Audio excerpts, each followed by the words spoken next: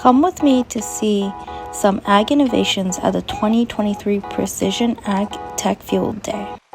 After we got our donuts, coffee, and signed in, we headed to the field to see the first demo by Accurate Ag Spraying.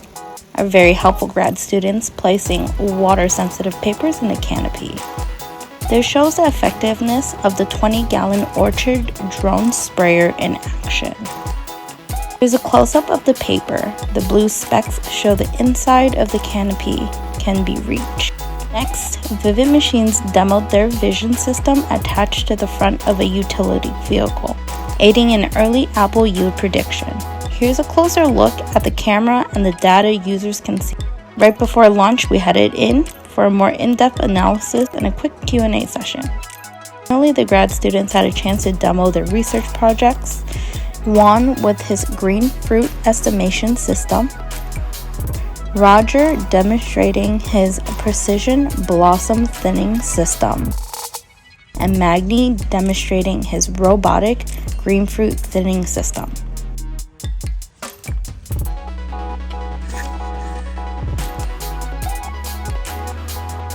Thanks for coming along. Hopefully we'll see you at the next field day.